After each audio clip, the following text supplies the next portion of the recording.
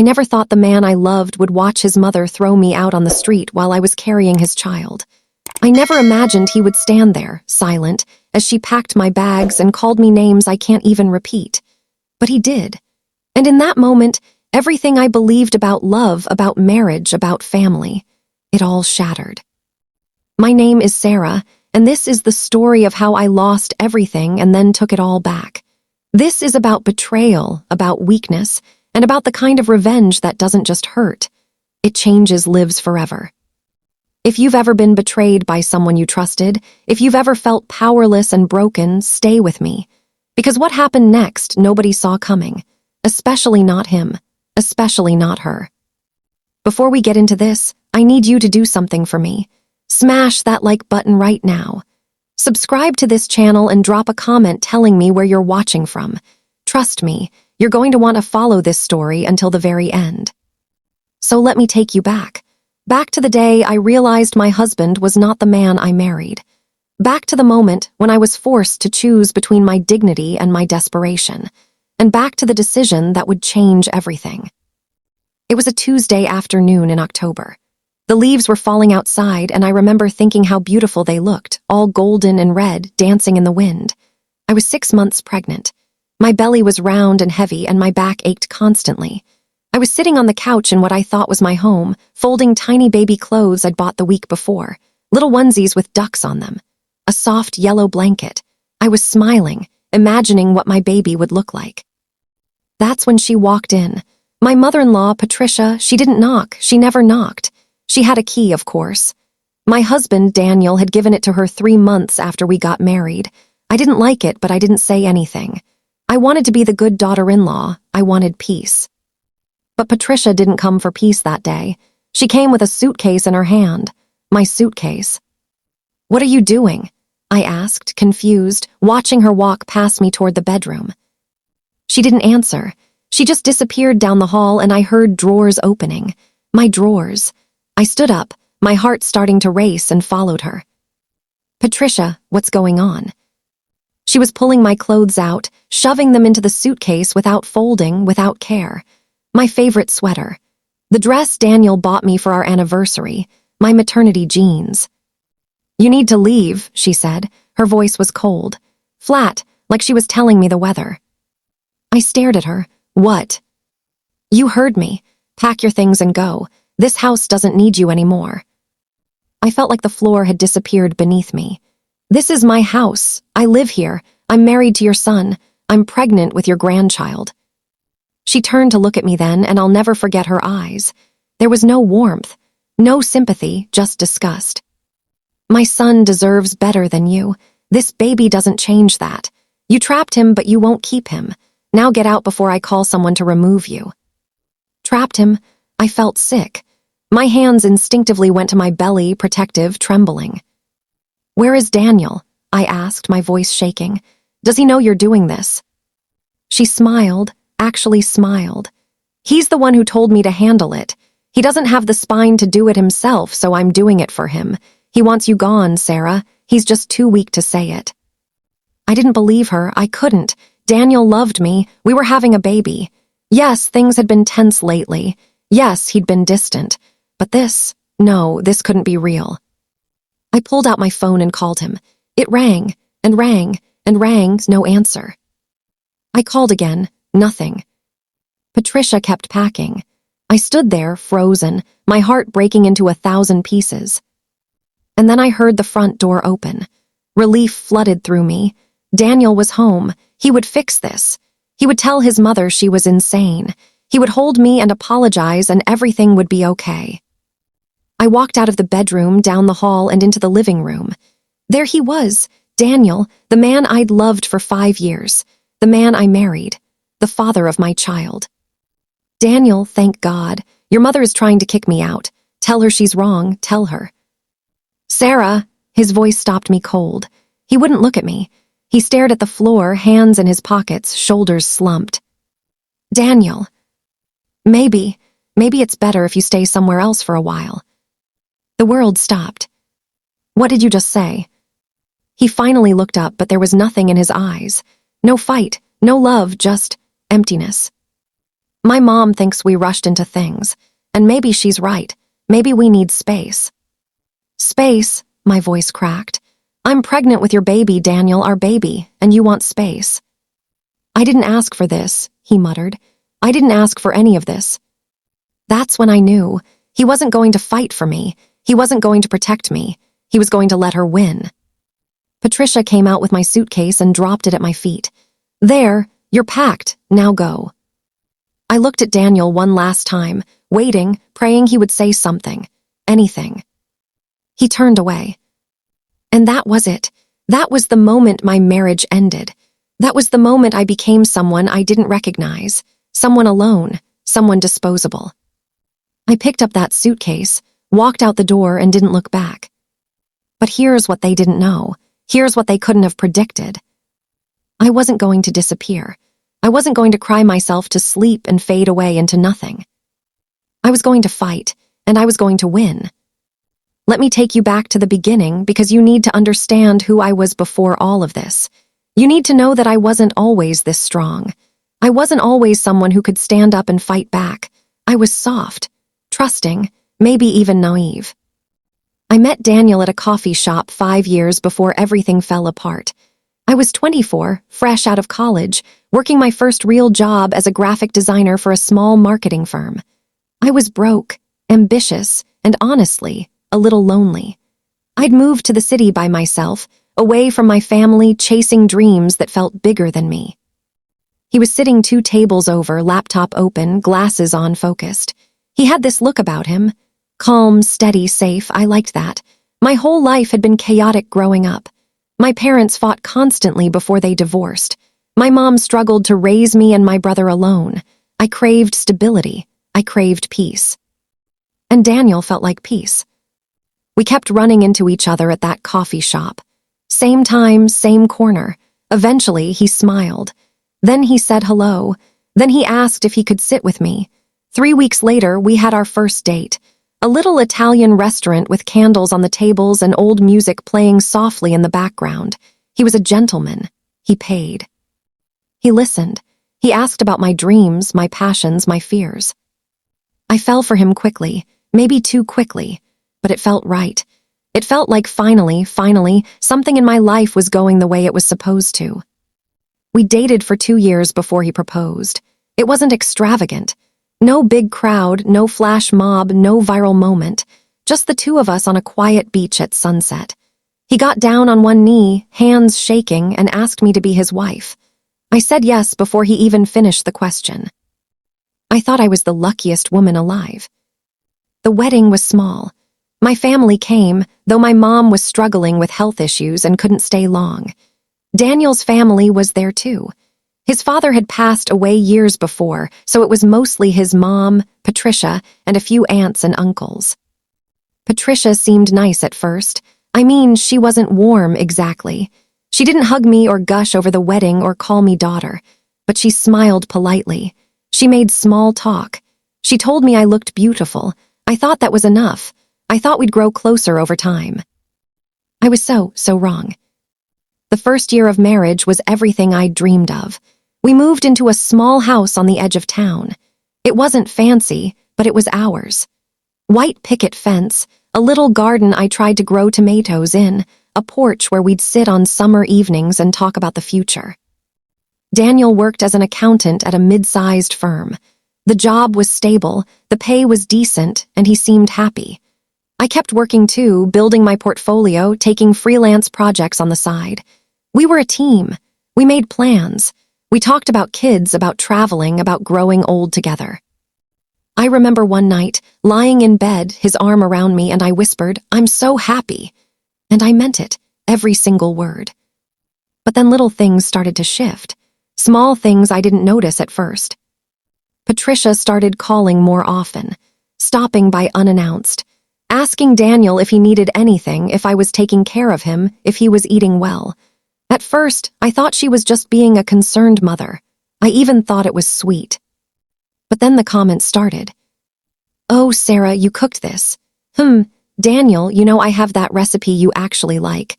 I'll bring some over tomorrow." "You're still working, Sarah." I thought wives focused on the home once they were married. That's what I did for Daniel's father. Daniel, you look tired. Is everything okay? Are you sure you're happy? That last one stuck with me. She didn't ask if we were happy. She asked if he was happy, like I wasn't part of the equation. I tried to brush it off. I tried to laugh.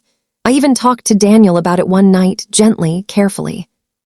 Do you think your mom likes me? I asked. He looked surprised. Of course she does. Why would you ask that? I don't know. Sometimes I feel like she doesn't approve. He kissed my forehead. You're overthinking it. She's just protective. She'll warm up. Give her time. So I gave her time. I tried harder. I invited her over for dinner. I asked for her recipes. I complimented her. I smiled and nodded and played the role of the perfect daughter-in-law. But no matter what I did, it was never enough. Still, Daniel and I were solid, or so I thought. We talked about starting a family. He said he wanted kids. 2, maybe 3, a house full of noise and laughter. I wanted that too, desperately. When I got pregnant, I was terrified and thrilled all at once. I took 3 tests just to be sure, all positive. I cried happy tears in the bathroom, imagining telling Daniel, imagining his face, imagining our future. I planned this whole surprise. I bought a little pair of baby shoes and put them in a box with the pregnancy test.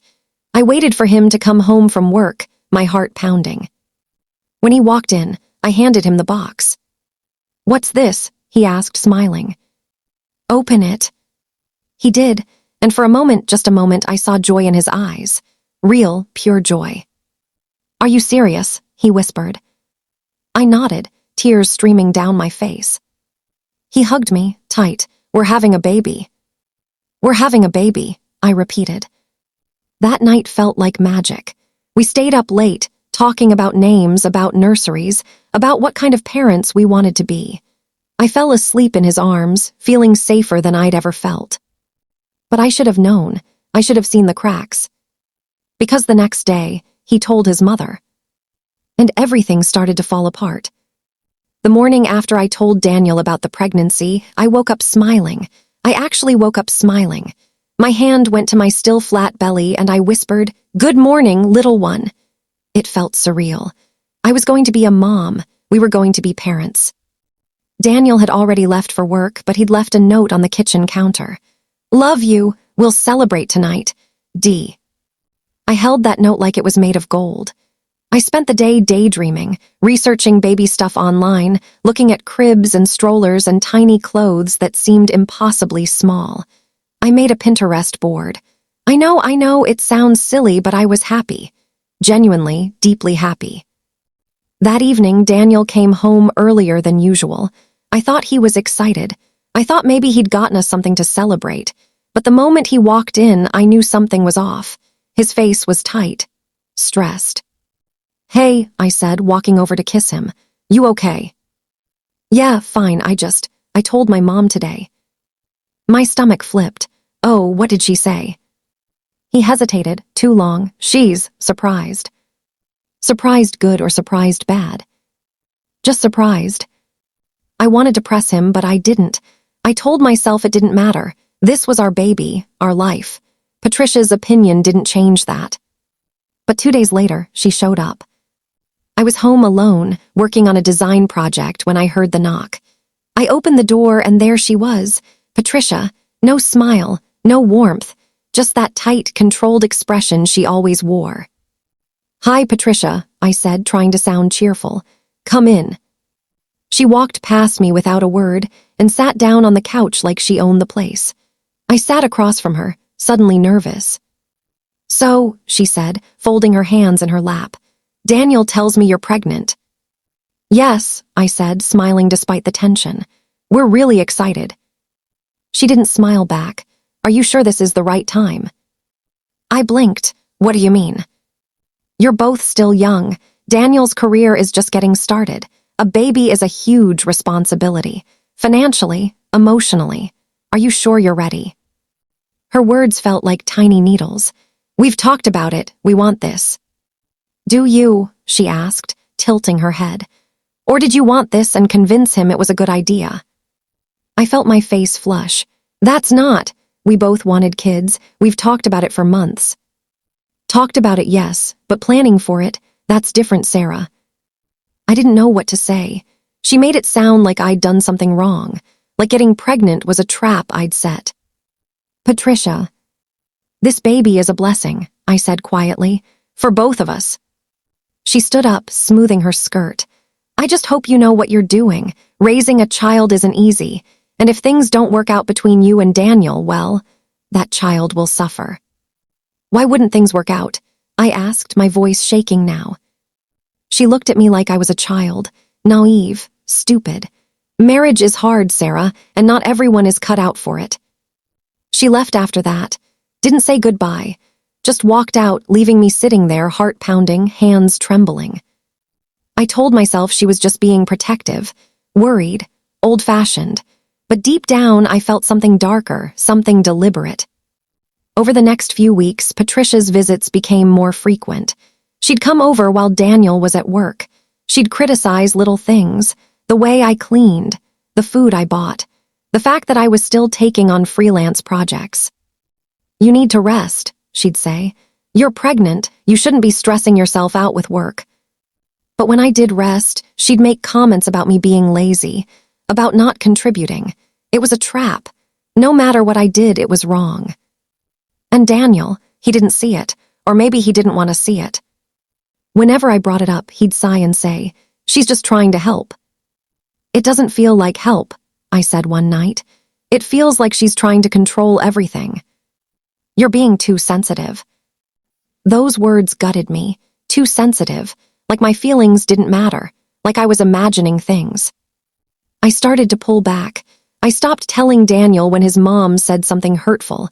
I stopped asking him to defend me, because every time I did, I felt smaller, weaker, like I was the problem.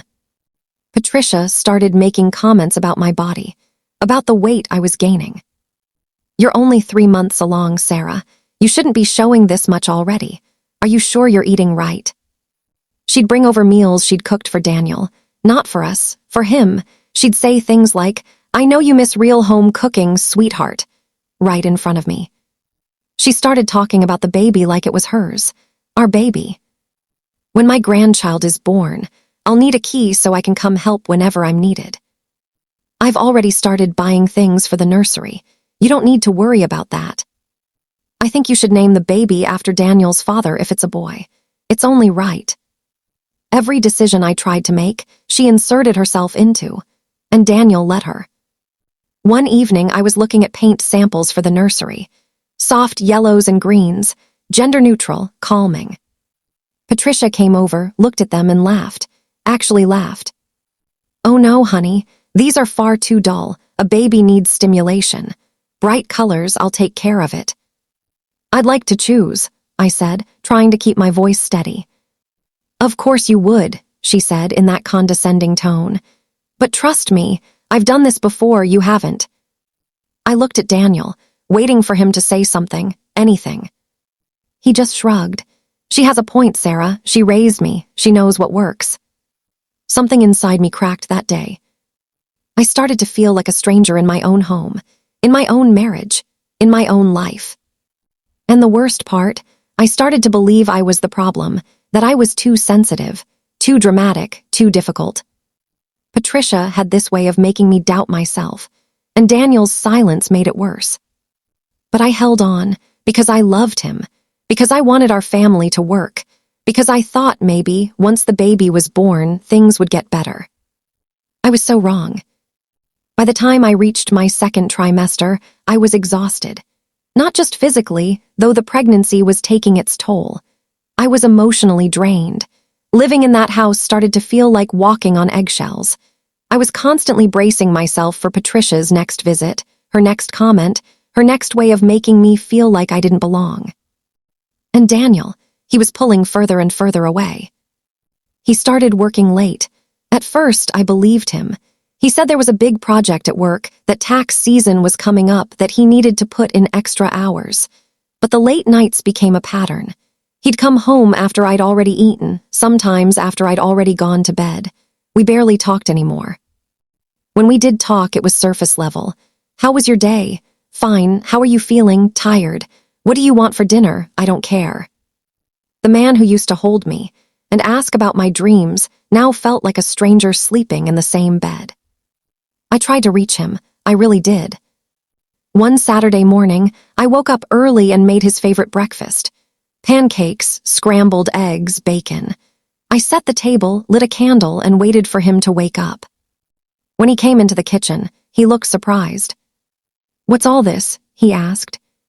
"I just wanted to do something nice," I said, smiling. "We haven't had breakfast together in weeks." He sat down, but he seemed distracted. He checked his phone twice before even touching his food. "Daniel," I said gently, "can we talk?" "About what?" "About us, about everything. I feel like we're drifting apart." He sighed, put his fork down. "Sarah, I'm just stressed, okay? Work is a lot right now, and with the baby coming, there's a lot of pressure." "I know, but we're supposed to be in this together. I feel like I'm doing this alone." "You're not alone." "Then why does it feel like I am?" He didn't answer. He just stared at his plate. "Is it your mom?" I asked, my voice barely a whisper. "Is she saying things to you about me?" His jaw tightened. "Why do you always bring her into this?" "Because she's always here, Daniel. She's in our house, in our decisions, in our marriage, and you let her. She's my mother. And I'm your wife." Silence, heavy, suffocating silence. He stood up. "I need to go run some errands." "Daniel, please." But he was already walking away. I heard the front door close, and I sat there alone at the table, staring at the breakfast I'd made, tears streaming down my face. That's when I realized something I'd been avoiding for months. I was losing him, or maybe I'd already lost him, and I didn't know how to get him back. The pregnancy progressed, and my belly grew. I was showing now, really showing. Strangers would smile at me in the grocery store, ask when I was due, tell me I was glowing. But I didn't feel like I was glowing. I felt like I was disappearing. Patricia's behavior got worse. She started making decisions without even asking me. She bought a crib, had it delivered to the house. Didn't tell me. I came home one day and there it was, sitting in the corner of what was supposed to be our nursery. "Surprise," she said, standing there with a proud smile. "I got you the best one, the same brand I used for Daniel." I stared at it, feeling a mix of anger and helplessness. "Patricia, I wanted to choose the crib." "Oh, don't be silly. You have enough to worry about. I'm just trying to help." There was that word again, help, but it didn't feel like help. It felt like she was erasing me, taking over, claiming my baby as hers. I looked at Daniel, who was standing in the doorway. "Did you know about this?" I asked. He shrugged. "She mentioned she wanted to buy something for the baby. I didn't think it was a big deal." "It is a big deal, Daniel. This is our baby, our nursery, our choice." Patricia's face hardened. "I spent good money on that crib, Sarah. The least you could do is say thank you." I wanted to scream. I wanted to throw something. But instead, I just walked out of the room. I couldn't fight anymore. I was too tired. That night, I lay in bed, staring at the ceiling, one hand on my belly. I felt the baby move, a soft flutter, and I started to cry. "I'm sorry," I whispered. "I'm so sorry you're coming into this mess." The next few weeks were a blur. I stopped trying to fight Patricia. I stopped trying to reach Daniel. I just existed. I went to my doctor's appointments alone. I folded baby clothes alone. I prepared for motherhood alone. Daniel was home less and less, and when he was home, he was distant, cold, like I was an obligation he resented. One night, I asked him directly, "Do you still love me?" He was sitting on the couch, scrolling through his phone. He didn't even look up. "Of course I do." "Then why don't you act like it?" He finally looked at me, and what I saw in his eyes broke me. There was no warmth, no affection, just exhaustion. "I don't know what you want from me, Sarah. I want you to fight for us. I want you to protect me. I want you to be my husband." "I am your husband." "Then act like it," my voice cracked. "Your mother is taking over our lives and you just let her. She controls everything, and you don't say a word. She's trying to help." She's trying to push me out. He stood up, frustrated. You're being paranoid. I'm not paranoid, Daniel. I'm being erased, and you're letting it happen. He grabbed his jacket. I can't do this right now. Where are you going? Out. And he left, again. I sank onto the couch, hands shaking, heart breaking. That's when I felt it, a sharp pain in my lower belly. I gasped, clutching my stomach. It passed after a few seconds, but it scared me. I was 6 months pregnant. I couldn't afford to fall apart, not physically, not emotionally. I called my mom that night. She was the only person I had left. Sweetheart, what's wrong? She asked. She could always hear it in my voice. I told her everything, the way Patricia treated me, the way Daniel had changed, how alone I felt. She was quiet for a long time. Then she said, Sarah, you need to protect yourself, and you need to protect that baby. If he's not standing up for you now, he's not going to stand up for you later. But I love him, Mom. I know you do, baby, but love isn't enough if it's only coming from one side. Her words stayed with me. And then, a week later, it happened. The day that changed everything. The day Patricia told me to leave. And Daniel let her. I want you to understand something about Daniel. He wasn't a bad person, not in the traditional sense. He didn't yell. He didn't hit. He didn't cheat, at least not that I knew of. But what he did was worse in some ways. He disappeared. He became a shadow, a man who was physically present but emotionally gone. And weakness, I learned, can be just as destructive as cruelty. The week before Patricia kicked me out, there were signs. Signs I didn't want to see. Signs I convinced myself didn't mean what they clearly meant. Daniel stopped touching me. Not in a romantic way, I'd already accepted that part of our marriage had died. But he stopped touching me at all. No hand on my shoulder, no casual kiss on the forehead, no helping me up when I struggled to get off the couch with my growing belly. It was like I had become invisible to him. One evening, I was making dinner. My back was killing me, and I was moving slowly, chopping vegetables, stirring pasta. Daniel walked in, grabbed a beer from the fridge, and sat at the table without saying a word. How was your day? I asked, trying to make conversation. Fine. Anything interesting happen? Not really. I stopped stirring and turned to look at him. Daniel, can you please talk to me? Like actually talk to me. He took a long drink. What do you want me to say, Sarah? Anything. I feel like I don't even know you anymore. He stared at the table. Maybe you don't. Those 3 words hit me like a punch to the gut. Maybe you don't. What did that even mean? What's happening to us? I whispered. He finally looked up at me, and for just a second I thought I saw something. Guilt, maybe. Regret. But then it was gone, replaced by that same tired emptiness. I don't know, he said. I really don't know. That night I heard him on the phone. I wasn't trying to eavesdrop, but our house was small and the walls were thin. I was in the bedroom and he was in the living room, talking in a low voice. I know, Mom, I know. No, I haven't. I can't just. It's complicated. My heart sank. He was talking to Patricia about me. I knew it. She's not going to just leave. I don't know how to. Yeah, okay, I'll think about it. I wanted to walk out there and confront him, demand to know what they were planning. But I was scared. Scared of what he might say. Scared that whatever fragile thread was still holding our marriage together would snap completely. So I stayed in bed, silent, tears rolling down my face, hand protectively over my belly. The next day, Patricia came over. Again, but this time she had this look on her face. Determined. Cold, she didn't even pretend to be civil. Sarah, we need to have a conversation, she said, sitting down across from me. About what? About your future, and Daniel's future. I felt my chest tighten.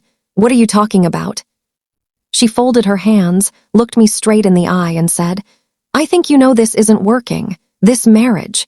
Daniel isn't happy. He's stressed, he's overwhelmed, and honestly, I think he made a mistake. I couldn't breathe. A mistake. You rushed him into this. The wedding, the pregnancy, he wasn't ready. And now he's trapped. He's not trapped, I said, my voice shaking. We love each other, we're building a life." She laughed, actually laughed. "Love, Sarah, my son barely looks at you anymore. He can't stand being in this house. You've suffocated him." "That's not true." "It is true, and deep down you know it. The kindest thing you could do for everyone is walk away." "Walk away," I repeated, incredulous. "I'm 6 months pregnant with his child." "And you'll be taken care of. I'm sure Daniel will pay child support or whatever is required. But this marriage, it's over. You need to accept that." I stood up, shaking with anger and fear. "You don't get to decide that. This is between me and Daniel." "Then ask him," she said calmly. "Go ahead, call him right now and ask him if he wants you here." I stared at her, heart pounding. "You won't, though," she continued, "because you already know the answer." She left after that, and I stood there in the living room, feeling like the world was crumbling around me. I didn't call Daniel, but when he came home that night, I tried one last time. "Your mother came by today," I said. He froze. "What did she say?" "She said you want me to leave, that you're not happy, that I trapped you." He didn't deny it. He didn't defend me. He just stood there, silent. "Daniel, please, tell me she's wrong." He rubbed his face, exhausted. "I don't know what I want anymore, Sarah." "Do you want me to leave?" Silence. "Daniel, answer me. Do you want me to leave?" "I think," he swallowed hard, "I think maybe we need some time apart." There it was, the truth, finally. "I'm pregnant," I whispered, "with your baby." "I know." "And you still want me to leave?" "I didn't say that." "Yes, you did. That's exactly what you said." I was crying now, ugly, broken sobs. "You're choosing her. You're choosing your mother over me, over our baby." "It's not that simple." "It is that simple," I shouted. "Either you're my husband or you're not. Either you protect me or you don't. Which is it?" He looked at me with those empty eyes and said the words that destroyed me. "I can't do this right now." And he walked out, left me standing there crying alone. That was 3 days before she kicked me out. 3 days before my entire life fell apart. And in those 3 days, Daniel didn't come home. He stayed at his mother's house, didn't call, didn't text, just vanished. I was completely alone in that house. Our house. The house we were supposed to raise our baby in. I wandered from room to room, touching things we'd bought together, looking at pictures from happier times, trying to understand how we'd gotten here. I blamed myself. I truly did. Maybe I had pushed too hard for marriage. Maybe I'd gotten pregnant too soon. Maybe I wasn't good enough, pretty enough, easy enough. But then I'd feel my baby move inside me, and I'd think, no, this baby is not a mistake. This baby is a blessing. And if Daniel can't see that, if he's too weak to stand up to his mother, then maybe I'm better off without him. But I didn't really believe that, not yet. I still hoped he'd come back, that he'd realize what he was losing, that he'd choose us. I was still hopping when Patricia walked through that door with my suitcase. I was still hopping when she told me to leave. I was still hopping when Daniel came home, and I begged him to stop her. Right up until the moment he turned away from me, I was hopping. But hope, I learned, can only survive so much. And mine had finally run out. Let me tell you exactly what happened the day she kicked me out, every detail, because you need to understand how cruel it was, how calculated, how utterly destroying. It was a Tuesday. I remember because Tuesdays were my doctor's appointment days, and I'd just gotten back from seeing my ob-gyn.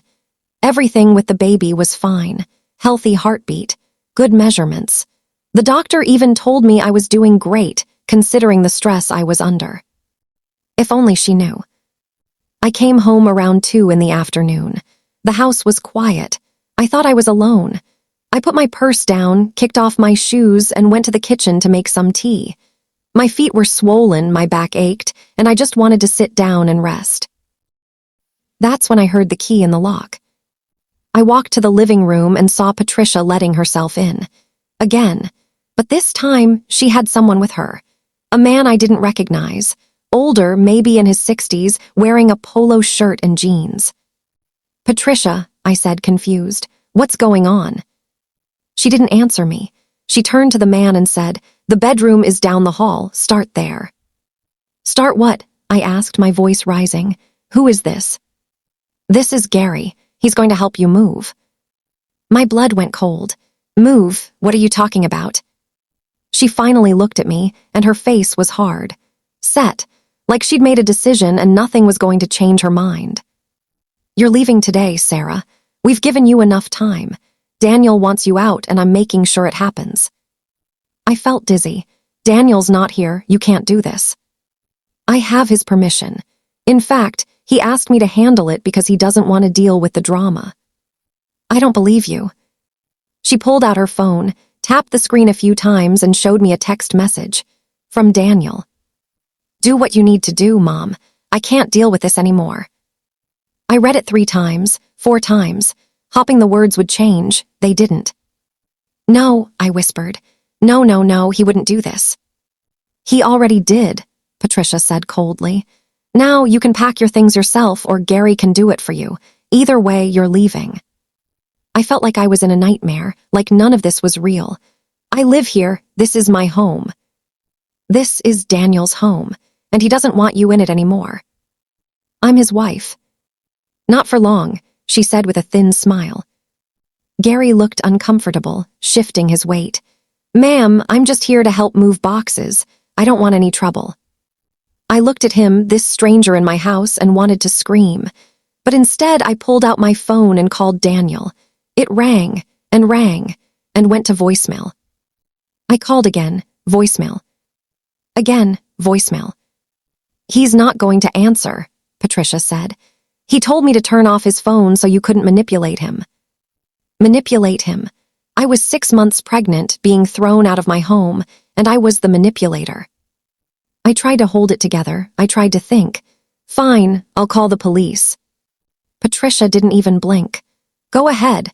This house is in Daniel's name, only his name.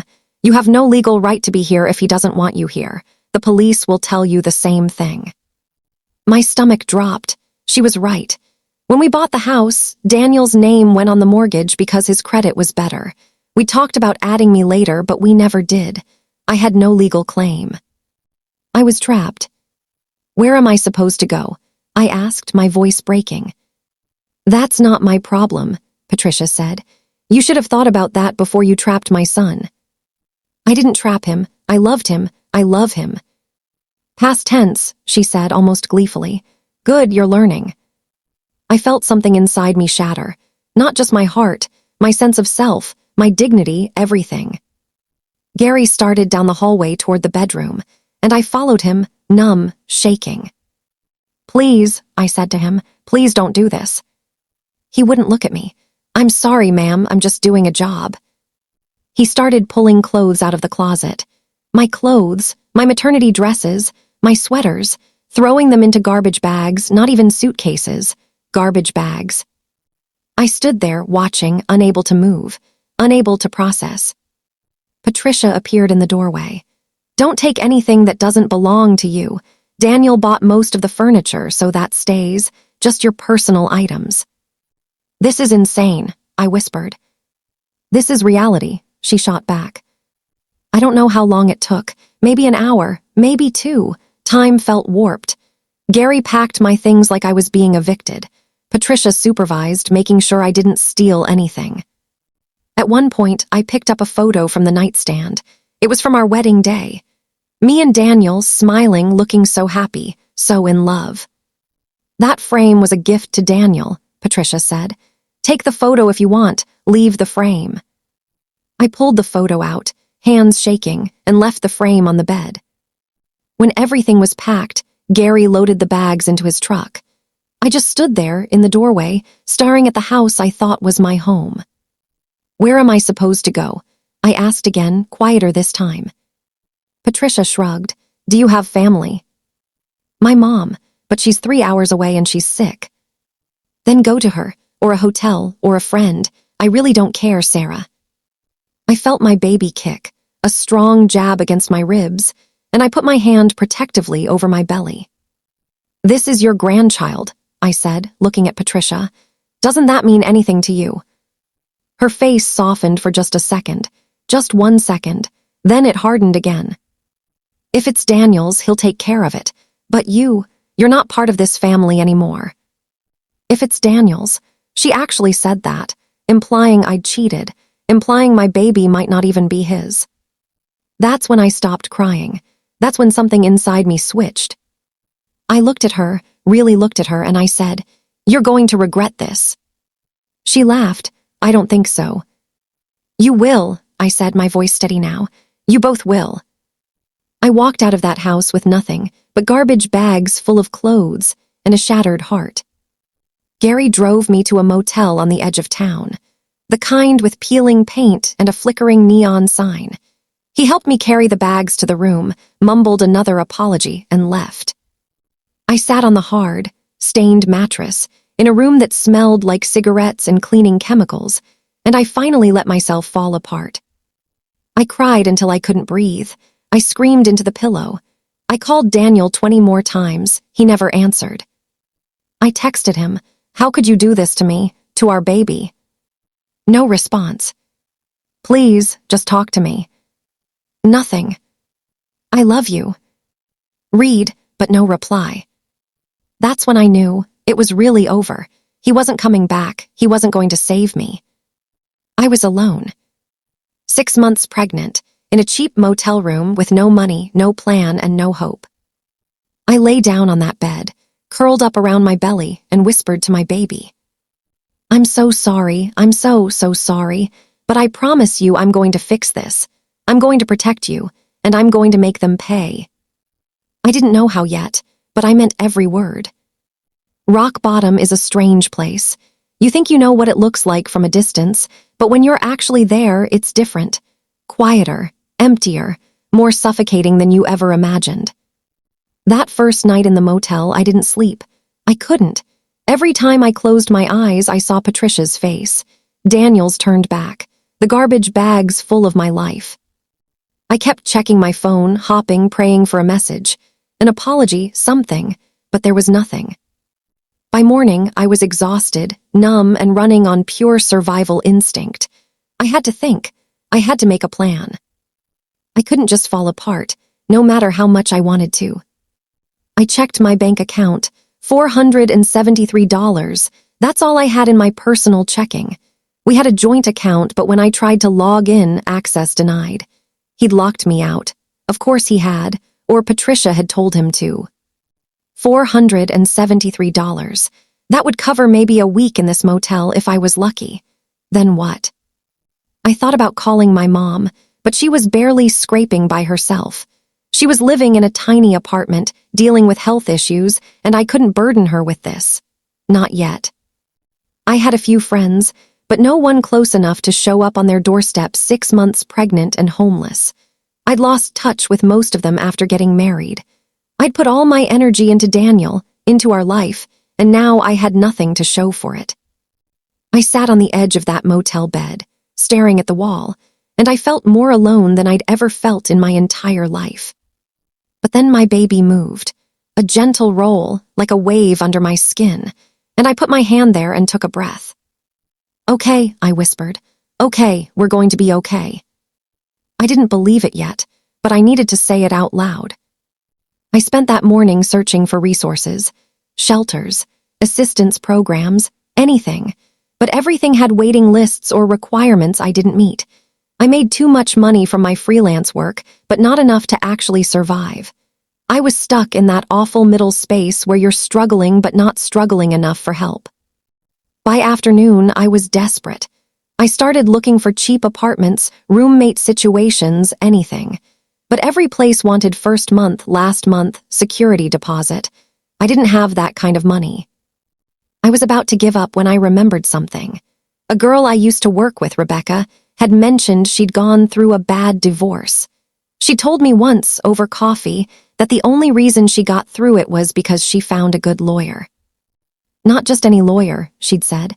A shark, someone who actually fights for you. At the time, I'd nodded politely, not thinking I'd ever need that information. But now, sitting in that motel room, I pulled out my phone and searched through old emails until I found her contact. I sent her a message. "Hey, Rebecca, I know it's been a while. I'm going through something really difficult, and I remembered you mentioned a lawyer who helped you. Do you still have their information?" I didn't expect a response. We hadn't talked in over a year, but 20 minutes later, my phone buzzed. "Oh, Sarah, I'm so sorry you're going through something. Yes, her name is Catherine Morales. She's incredible, tough as nails. I'll send you her number. Are you okay?" I stared at that message. Was I okay? No, not even a little bit. "Not really," I typed back, "but I will be." She sent me the contact info along with a message that said, "Catherine doesn't mess around. She'll take care of you, sending you strength." I looked at the name and number on my screen.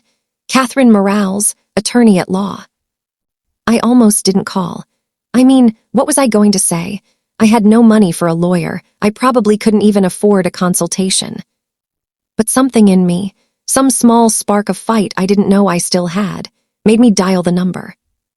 It rang 3 times. "Morales Law Office, this is Catherine." Her voice was firm, professional, confident.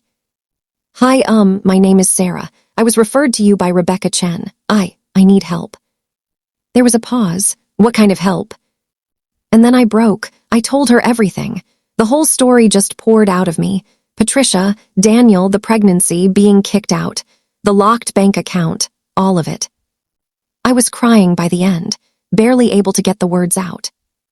When I finished, there was silence on the other end. I thought maybe she'd hung up, that she'd decided I was too much of a mess to deal with. But then she spoke, and her voice had changed. It was still firm, but there was something else there, something that sounded like anger, controlled, focused anger. "Where are you right now?" she asked. "A motel, the Sunset Lodge on Route 9. "Are you safe?" I think so. I'm alone." "Okay, listen to me very carefully, Sarah. What happened to you is not okay. It's not legal in some respects, and it's definitely not right. I'm going to help you. Do you understand?" I nodded, even though she couldn't see me. "I don't have money for a lawyer." "We'll figure that out. First, I need you to do a few things. Do you have a pen?" I scrambled for the little notepad on the nightstand. "Yes." "Good, write this down. First, document everything. Every text message, every email, every conversation you can remember. Dates, times, what was said. Second, do not contact your husband unless it's through writing and you keep a record. No phone calls he can deny later. Third, I need you to come to my office tomorrow morning. 9 a.m. Can you do that?" "Yes," I whispered. "Bring any documents you have. Marriage certificate, bank statements, medical records, anything related to the house. Even if you think it's not important, bring it." "Okay." "Sarah," she said, and her voice softened just slightly. "You're not alone anymore. I've got you. We're going to fight this and we're going to win. Do you believe me?" I wanted to. God, I wanted to so badly. "I'm trying to," I said honestly. "That's good enough for now. Get some rest. Eat something. Take care of yourself and that baby, and I'll see you tomorrow morning." "Thank you," I choked out. "Thank you so much." "Don't thank me yet. Thank me when we take everything he's got." She hung up and I sat there, staring at my phone, and for the first time since this nightmare began, I felt something other than despair. I felt hope, small, fragile, but real. And underneath that hope, something else was growing, something darker, stronger. Anger. Not the hot, explosive kind. The cold, calculating kind. The kind that doesn't just want to scream, it wants justice. I spent the rest of that day doing exactly what Catherine told me to do. I went through every text message, every email. I wrote down every conversation with Patricia I could remember. Every time Daniel had chosen her over me. Every red flag I'd ignored. The more I wrote, the clearer it became. This wasn't just about a weak husband and a controlling mother-in-law. This was a pattern, a systematic pushing out, and I had evidence. I found the text where Daniel had said, "Do what you need to do, Mom." I screenshotted it, saved it 3 different places. I found emails from Patricia about the baby, about the house, about me. Condescending, controlling, cruel. I documented the joint bank account I'd been locked out of, the house that was only in his name, even though I'd contributed to the down payment with my savings. I had receipts, I had proof, I had a case. That night I finally slept. Not well, but I slept.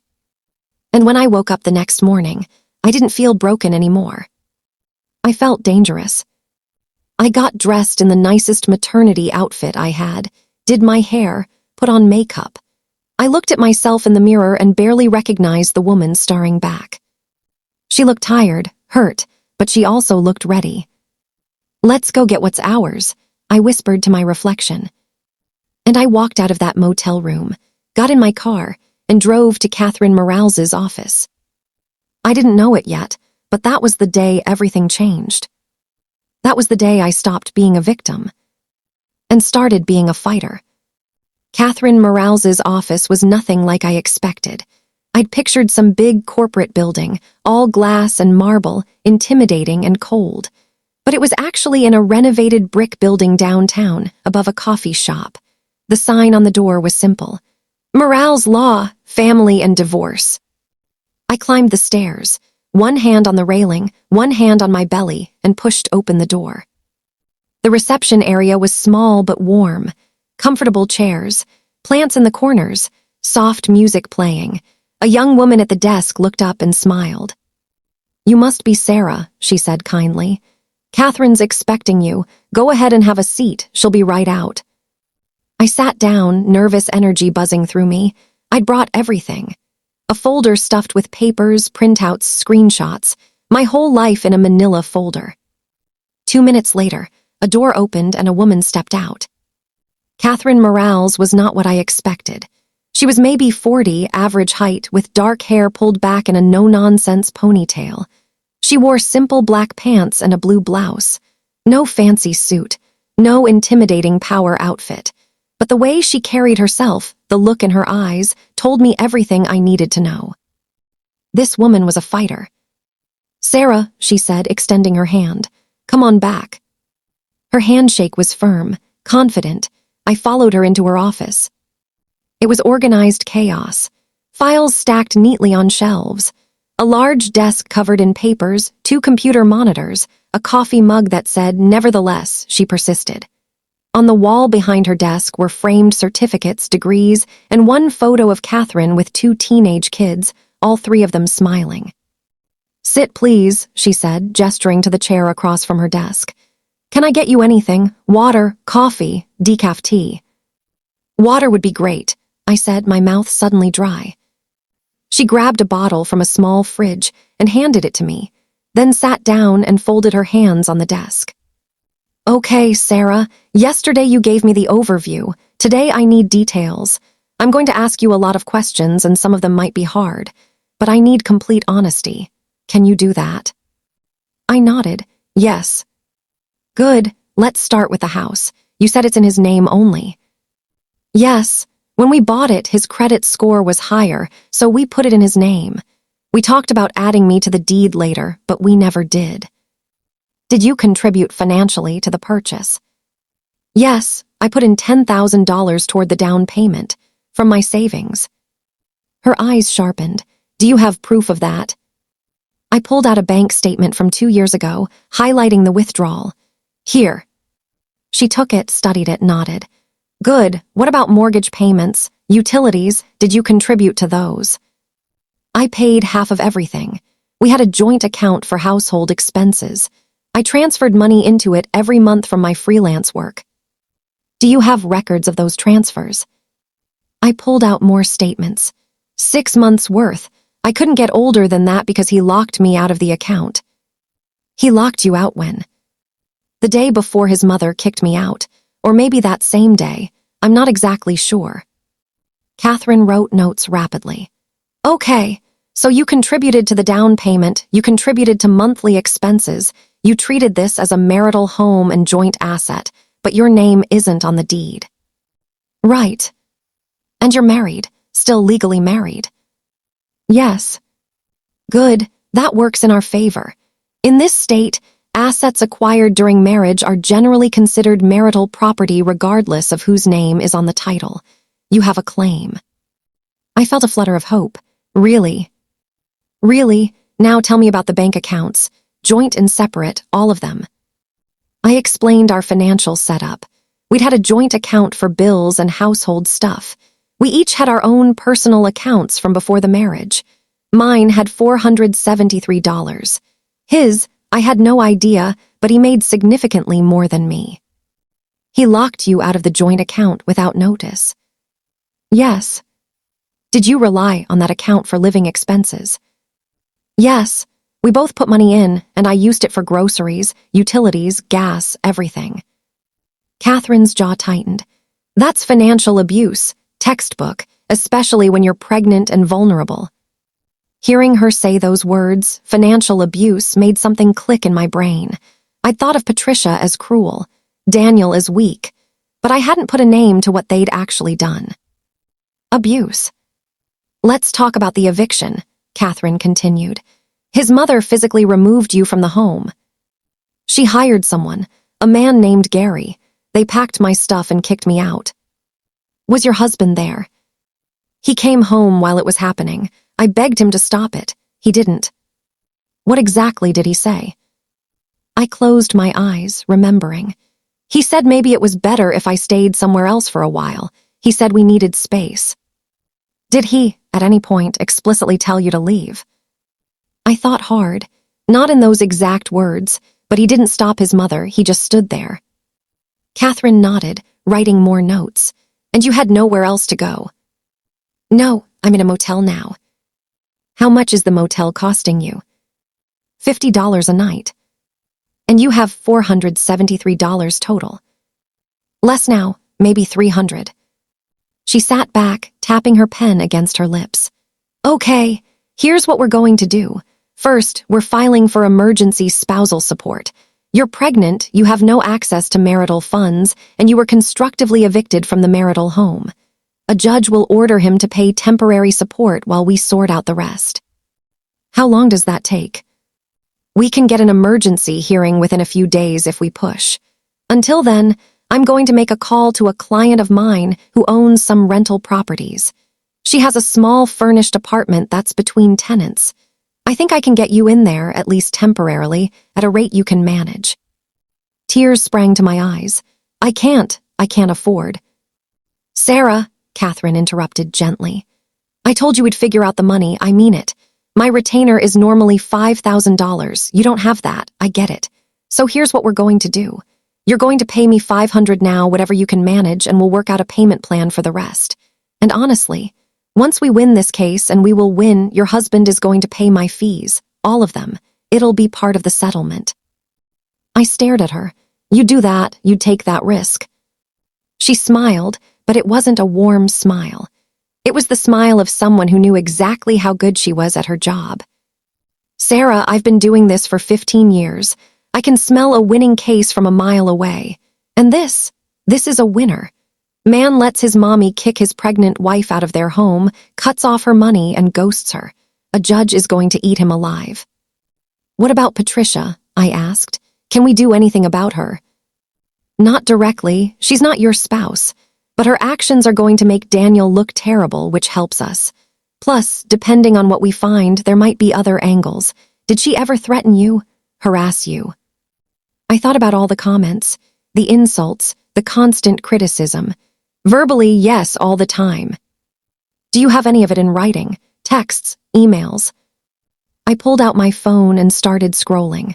Some texts and emails about the baby, about the house, some of them are pretty. Nasty. Forward all of those to me, every single one. I spent the next 10 minutes forwarding messages while Catherine made phone calls. I heard her talking to someone about the apartment, her voice professional but insistent.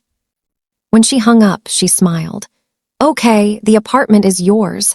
$500 a month, utilities included. You can move in today. I started crying. I couldn't help it. Thank you so much. Don't cry yet. We've got work to do. Now, let's talk about what you want out of this. I wiped my eyes.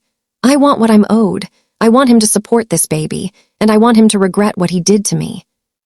Catherine leaned forward. Legally, here's what we can pursue. emergency spousal support immediately. Then we file for legal separation or divorce, whichever you prefer. We go after a fair division of assets, including your share of the house. We establish paternity and get a child support order that actually reflects his income, not some lowball number he'll try to offer. And if we're really lucky, we might be able to pursue additional damages for emotional distress, though that's harder. What about my job? I've been doing freelance work, but I don't know how much longer I can keep it up. When's your due date? 3 months, January 15th. Okay. So we need to move fast. I'm going to file everything today. Emergency support hearing, separation paperwork, all of it. I'm also going to send a formal letter to your husband informing him that all contact needs to go through me. No more ignoring your calls. No more games. Will he have to respond? Oh, he'll respond. And when he does, we'll learn a lot. Most guys like this, they think they can just walk away. Then they get served papers and reality hits. He'll either try to lowball you or he'll lawyer up and fight. What if he fights? Catherine's smile turned sharp. Then we bury him. Sarah, I need you to understand something. This isn't just about money. This is about power. Right now, he has it all. The house, the money, the control. Our job is to take that power back and put it where it belongs, with you.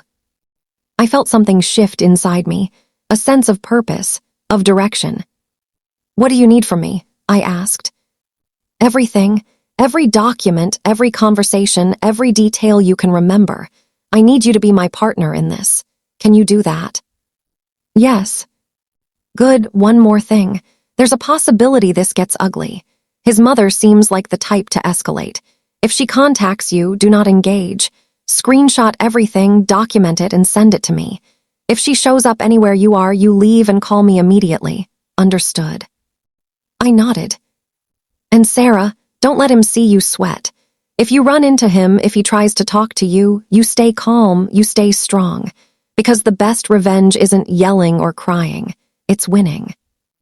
I smiled for the first time in days. I like the sound of that. Good, let's go ruin his life. We spent the next 2 hours going through everything. She photographed documents. She had me write out a timeline of events. She asked detailed questions about our finances, our marriage, Patricia's involvement, all of it. By the time I left her office, I had a plan, a lawyer, and most importantly, I had hope. Real, solid, tangible hope. I drove to the apartment Catherine had arranged. It was small, just a studio with a tiny kitchen and a bathroom, but it was clean, safe, and it was mine. I moved my garbage bags full of clothes inside and sat down on the small couch. Then I pulled out my phone and did what Catherine told me to do. I sent Daniel one final text. All further communication needs to go through my attorney, Catherine Morales. You will be receiving paperwork soon. You should have protected me. You chose not to. Now you'll face the consequences. I hit send.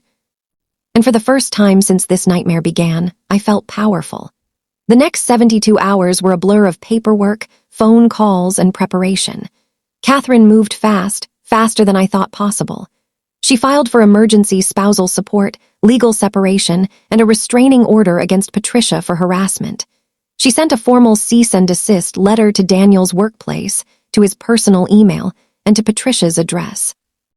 We're hitting them from all sides, she explained during one of our calls. We don't give them time to think. We don't give them time to hide assets or prepare a defense. We strike hard and fast. I was living in the little studio apartment now, and even though it was tiny, it felt like a sanctuary. For the first time in months, I could breathe. No Patricia walking in unannounced. No Daniel avoiding me. Just me, my baby, and the quiet. But I wasn't resting. Catherine had given me assignments, and I took them seriously. I need you to make a list of everything you contributed to that marriage, she'd said. Not just money, time, labor, emotional support, everything. Because we're going to paint a picture of a woman who gave everything and got nothing in return. So I wrote, pages and pages. I documented every dinner I'd cooked, every time I'd supported Daniel through a hard day at work, every family event of his I'd attended while he skipped mine. I wrote about the times I'd cleaned his mother's house when she was sick, the birthday gifts I'd carefully chosen for her, the ways I'd tried to be the perfect daughter-in-law. I wrote about the pregnancy, how I'd gone to every appointment alone, how I'd cried myself to sleep worrying about money, about the future, about bringing a baby into such a broken situation. And I wrote about the emotional abuse.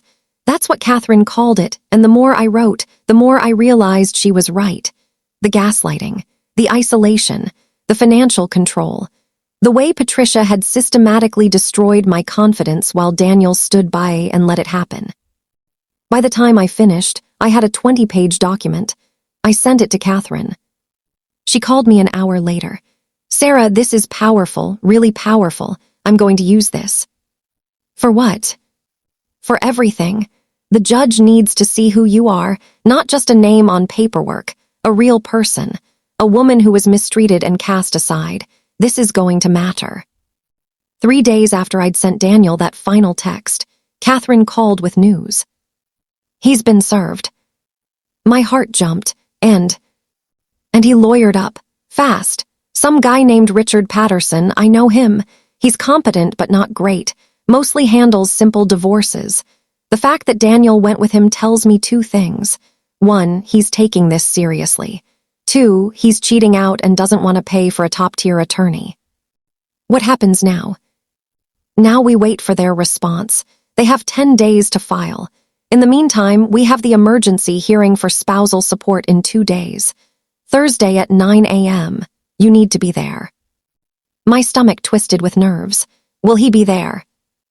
Probably. His lawyer will definitely be there. What about Patricia? She's not party to this case, so no. But Sarah, listen to me. When you see Daniel, you do not react. You don't cry. You don't yell. You sit there calm and composed, and you let me do the talking. Understood? Understood. Good. Wear something simple and professional. Look put together but not too fancy. We want the judge to see a pregnant woman who's struggling but trying her best. I spent the next 2 days preparing mentally. I practiced staying calm. I rehearsed in my head what it would feel like to see Daniel again. I tried on every outfit I owned until I found one that looked right. A simple navy blue maternity dress. Modest. Dignified. The night before the hearing, I couldn't sleep. I lay in bed, staring at the ceiling, one hand on my belly. My baby was active tonight, rolling and kicking like they could sense my anxiety. "Tomorrow's a big day," I whispered. "We're going to face him, and we're going to win." I wanted to believe that. I needed to believe it. Morning came too fast and too slow at the same time. I got up, showered, did my hair and makeup carefully. I looked at myself in the mirror and barely recognized the woman staring back. She looked older, harder, but also stronger. I met Catherine outside the courthouse at 8:30. She was wearing a sharp gray suit, carrying a leather briefcase, all business. "You look perfect," she said, looking me over. "How are you feeling?" "Terrified." "Good, use that. Let the judge see that you're scared but brave. Come on." We walked into the courthouse together. The building was old, with marble floors and high ceilings. Our footsteps echoed. Everything felt heavy, official, real. We found the right courtroom and sat in the hallway, waiting. Catherine went over last-minute details, but I barely heard her. My mind was racing. And then I saw him. Daniel. He came around the corner with a man in a suit who must have been his lawyer. Daniel looked awful. Thinner, tired, dark circles under his eyes. He saw me and froze. For a second, just a second, I saw something in his face. Regret, maybe. Guilt. But then his lawyer touched his arm, said something, and Daniel's face went blank. He walked past us without saying a word. Catherine squeezed my hand. "You okay?" I nodded, not trusting my voice. "Remember, we've got this." At 9 o'clock, we were called into the courtroom. It was smaller than I expected. Just the judge's bench, a table for us, a table for them, and a few rows of seats. The judge was a woman in her 60s with short gray hair and reading glasses perched on her nose. She looked stern, but not unkind. "This is a hearing for emergency spousal support in the matter of Sarah Mitchell versus Daniel Mitchell," she said, looking at her papers. Ms. Morales, you're representing the petitioner. Catherine stood. Yes, Your Honor. And Mr. Patterson, you're representing the respondent. Daniel's lawyer stood. Yes, Your Honor. Let's proceed. Ms. Morales, make your case. Catherine was incredible. She laid out the facts clearly and calmly.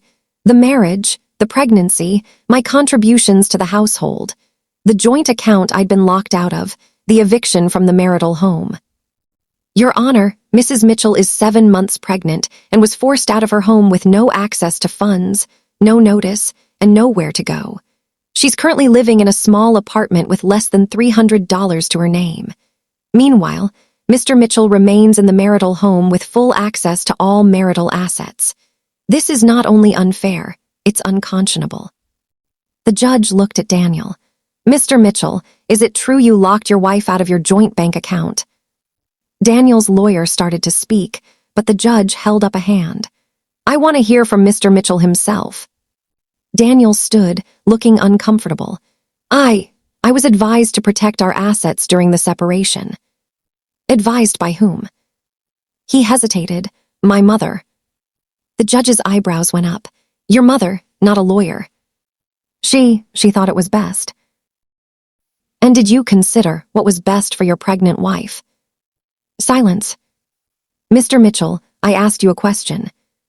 I was confused, Your Honor. I didn't know what to do. Catherine stood. Your Honor, if I may, Mr. Mitchell was not confused when he allowed his mother to physically remove his wife from their home. He was not confused when he ignored dozens of phone calls and text messages from Mrs. Mitchell begging for help. He made a choice, and that choice left a pregnant woman homeless and destitute. The judge looked at the paperwork in front of her, then at me. Mrs. Mitchell, when is your due date? I stood, my voice shaky. January 15th, Your Honor. And you have no income currently. I do some freelance graphic design work, but it's inconsistent. Maybe $500 or $600 a month. And Mr. Mitchell, what is your annual income?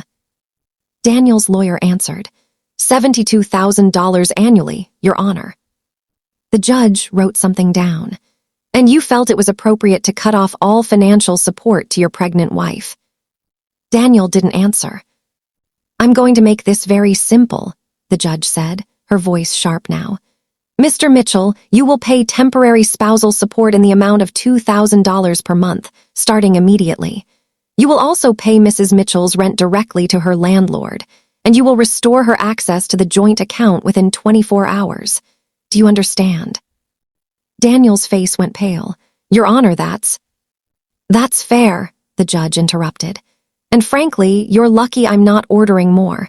Mrs. Mitchell, do you have legal representation for the divorce proceedings? Yes, Your Honor, Ms. Morales. Good. I'm also going to order that Mr. Mitchell pay half of Ms. Morales's legal fees. This hearing is concluded. She banged the gavel, and it was over. Catherine turned to me, a small smile on her face. We won. I couldn't speak. I just nodded, tears streaming down my face. As we left the courtroom, I glanced back at Daniel. He was sitting at the table, head in his hands, his lawyer talking to him urgently. He looked destroyed. And I felt nothing, no satisfaction, no sadness, just empty. Catherine walked me out to the courthouse steps. You okay? I don't know. I thought I'd feel better. It'll come. Right now, you're still processing. But Sarah, you just won your first battle. He has to support you. He has to pay your rent. You're not drowning anymore. She was right. For the first time in weeks, I could breathe. What happens next? I asked. Next, we go for everything. The house, full child support, division of assets. We make him pay for what he did. I looked at her. How long will it take? Depends on if he fights or settles. Could be a few months, could be longer. But we're in control now, not him. I nodded. Okay, let's do it. That night, I got a text from an unknown number. You're destroying him. I hope you're happy. Patricia. I screenshotted it and sent it to Catherine, just like she'd told me to do. Then I blocked the number. I wasn't going to engage. I wasn't going to let her get to me. Because I was done being the victim. I was the one with the power now. And I was just getting started. 2 weeks after the emergency hearing, Daniel sent the first spousal support payment. $2,000 deposited directly into my account. I stared at the notification on my phone for a long time, watching the numbers, making sure they were real. They were. I paid my rent. I bought groceries, real groceries, not just ramen and canned soup. I bought maternity vitamins, prenatal supplements, things I'd been rationing to make them last. For the first time in a month, I didn't go to bed with my stomach in knots, wondering how I'd survive another day. But the money wasn't the victory. Not really. The victory was knowing that he couldn't ignore me anymore. He couldn't pretend I didn't exist. Every month, that payment would be a reminder of what he'd done, of what he'd lost. Catherine kept pushing forward. She filed for formal divorce proceedings. She demanded full financial disclosure, bank statements, tax returns, retirement accounts, everything. And she filed a motion for me to receive a portion of the equity in the house. That house appreciated significantly since you bought it, she explained during one of our meetings. The market's been good. Even after the mortgage, there's probably $100,000 in equity, maybe more. You're entitled to half. Will he fight it? Oh, he's definitely going to fight it. His lawyer already sent over a response. They're claiming the house is separate property because it's in his name only. But you said. I said we have a case, and we do. You contributed to the down payment. You paid half the bills. You treated it as marital property. A judge will see that. But his lawyer is going to make us work for it. I felt a flash of anger. Of course he is. Catherine smiled. Let him fight. Every time he fights, he racks up more legal fees. And remember, he's paying half of mine. So really, he's just hurting himself. Over the next few weeks, the legal battle intensified. Discovery requests, depositions, endless paperwork. Catherine was relentless. She demanded records of every cent Daniel had spent since our separation. She subpoenaed his employer for income verification. She even requested Patricia's financial records to see if she'd been financially supporting Daniel, which could affect the settlement. We're building a picture, Catherine explained. A picture of a man who had all the power, all the resources, and used them to punish his pregnant wife.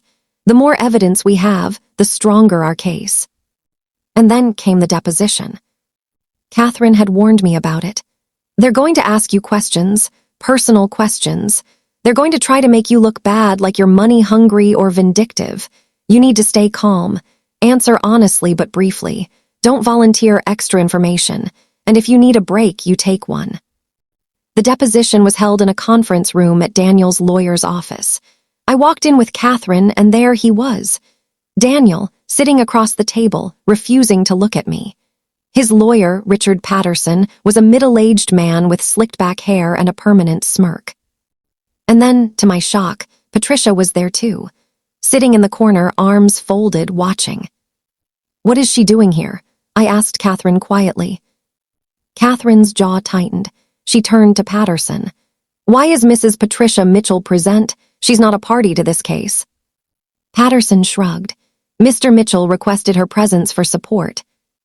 That's inappropriate, and you know it. Take it up with the judge if you have a problem. Catherine leaned over to me. Ignore her. Focus on the questions. For the next 3 hours, Patterson asked me everything. About our marriage. About my finances. About the pregnancy. Mrs. Mitchell, did you plan this pregnancy? We both wanted children, yes. But did you specifically plan it? Or was it an accident designed to trap my client? Catherine slammed her hand on the table. That is out of line, and you know it. I'll rephrase. Was this pregnancy planned? I took a breath. We had discussed having children. We both wanted a family. I got pregnant, and we were both happy about it. Initially. Until your client decided he didn't want to be a husband or a father anymore. Patterson's smirk faded. Mrs. Mitchell, isn't it true that you have a history of depression? I blinked. What? You saw a therapist 3 years ago, did you not? Catherine interrupted. Her mental health history is not relevant to this case. It's relevant if it affects her ability to care for a child. That's not what we're here to determine, Catherine shot back. And if you continue this line of questioning, I'll file a motion for sanctions. They went back and forth, arguing legalese I barely understood. I just sat there, feeling exposed and violated. How did he know about my therapist? I'd seen someone briefly after my mom's health scare just to process the stress. That was years ago. Had Daniel told them? Had Patricia? When we finally finished, I was exhausted, drained. Catherine walked me out to my car. That was brutal, I said. That was expected. They're desperate. When they start attacking your character, it means they know they're losing on the facts. Did I do okay? You did great. You stayed calm, you were honest, and you didn't take the bait. Patricia being there was a dirty move, but it's going to backfire on them. How? Because it shows exactly what we've been saying all along. She's controlling. She's involved in everything. And Daniel can't make a single decision without Mommy holding his hand. A judge is going to see that, and it's not going to look good for him. A week later, Catherine called with an update. They made an offer. My heart raced. What kind of offer? He'll give you $50,000 from the house equity, $1,200 a month in child support, and he'll cover your medical expenses for the birth. In exchange, you waive spousal support after the baby is born and he keeps the house. I did the math in my head. $50,000 was half of what the equity was probably worth. $1,200 a month was barely enough to cover daycare, let alone everything else a baby needed. That's insulting, I said. Yes, it is, which is why we're rejecting it. I'm going to counter. Full equity split, $2,000 a month in child support based on his actual income, and he continues spousal support for at least 2 years while you get back on your feet. Plus, he covers all legal fees. Will he go for it? Probably not, which means we go to court. I'm ready. Good, because it's time to stop playing nice. Catherine filed our counteroffer. She also filed a motion to compel Patricia to testify as a witness. If she wants to be involved, she can be involved under oath, Catherine said with a grim smile. 2 days later, my phone rang. Unknown number. Against my better judgment, I answered. Sarah. It was Daniel. My entire body tensed. You're not supposed to contact me directly. I know, I needed to talk to you, please, just for a minute. I should have hung up. Catherine had been clear about this, but something in his voice stopped me. What do you want, Daniel? I want to fix this. Can we meet? Just the two of us talk this through. Talk what through? You kicked me out. You cut me off. You let your mother destroy our marriage. I know I messed up. But this legal stuff, Sarah, it's tearing me apart. Can't we just figure something out without the lawyers? No. Sarah, please. You had a chance to fix this. 100 chances. Every time I called you, every time I begged you to fight for us, you chose her. You chose to be weak, and now you're facing the consequences. Is that what this is? Revenge? I laughed, a bitter, sharp sound. No, Daniel, this is justice. There's a difference. I still love you. Those 4 words hit me like a slap. For a moment, I couldn't breathe. You don't get to say that, I whispered. You lost the right to say that when you stood there and watched her throw me out. I was confused. I didn't know what to do. You knew exactly what to do. You just didn't have the spine to do it. Silence on the other end. Don't call me again, I said. Anything you want to say, you say through your lawyer. I hung up. And then I called Catherine and told her about the conversation.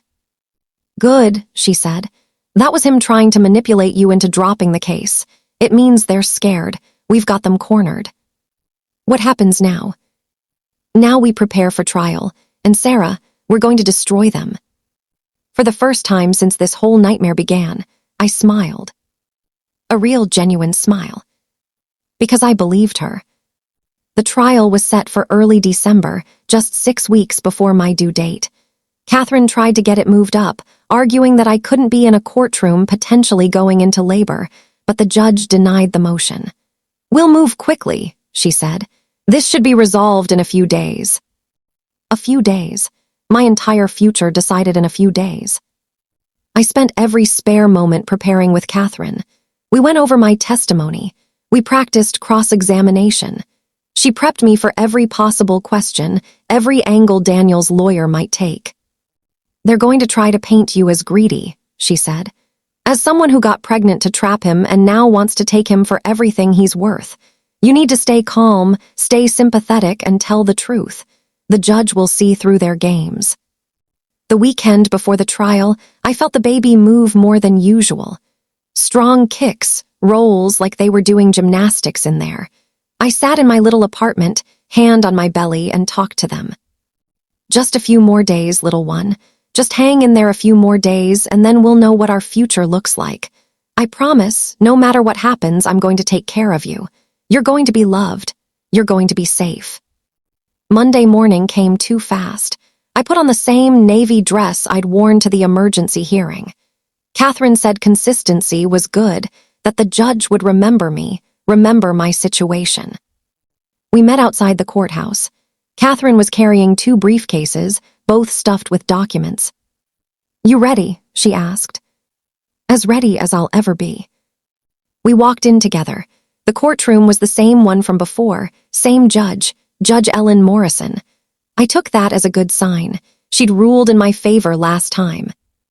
Daniel was already there with his lawyer. And unsurprisingly, Patricia was in the gallery, sitting in the front row like she had every right to be there. The judge entered, and we all stood. "Please be seated," she said. "This is the matter of Mitchell versus Mitchell, divorce and asset division. Are both parties ready to proceed?" "Yes, Your Honor," Catherine said. "Yes, Your Honor," Patterson echoed.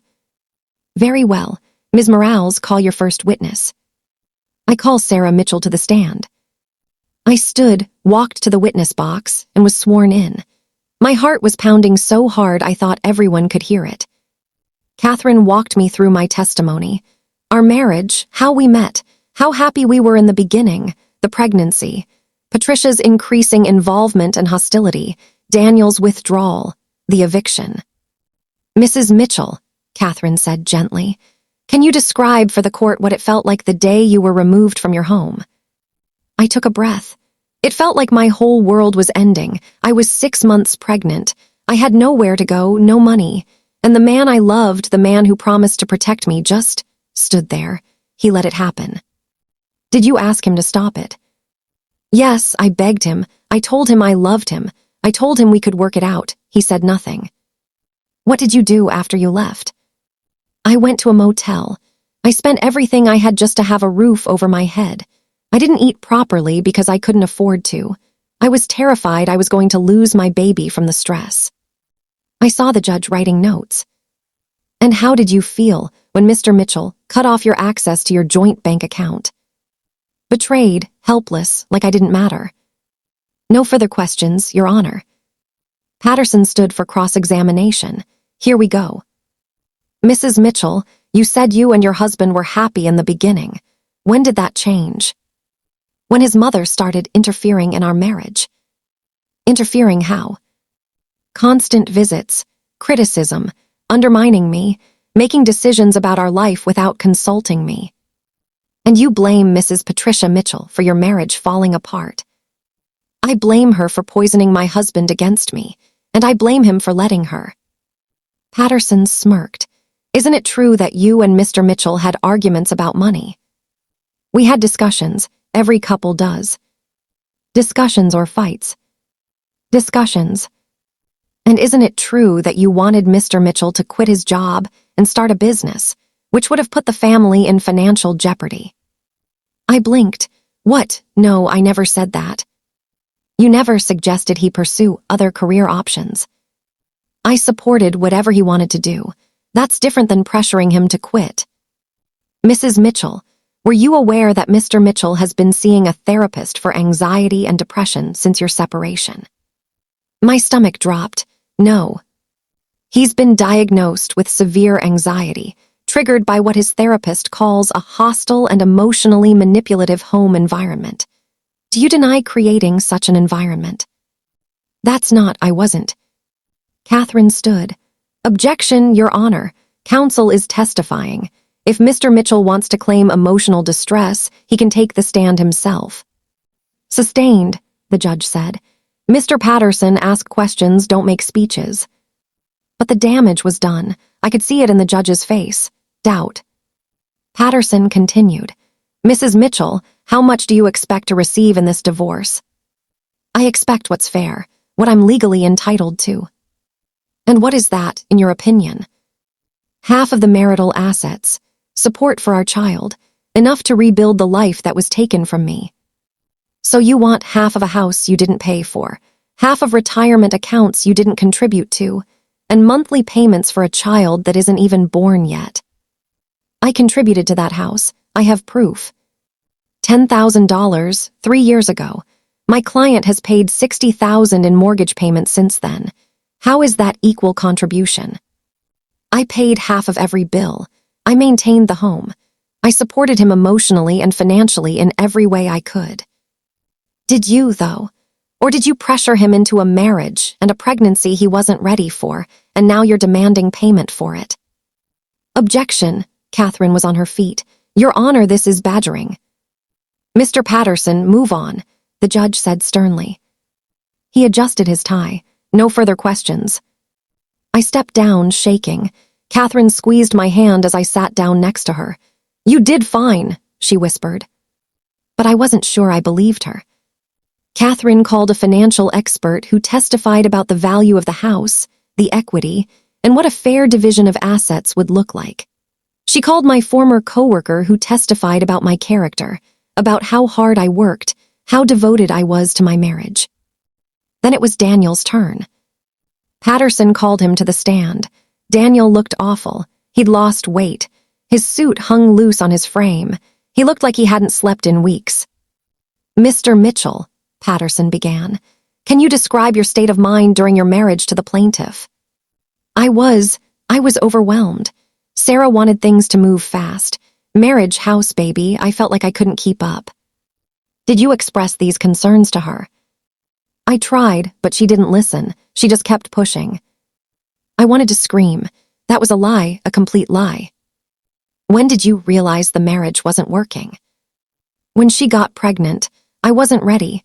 I told her that, but she insisted we could handle it. Another lie. And your mother, Patricia Mitchell, what role did she play? She was trying to help. She could see I was struggling, and she tried to support me.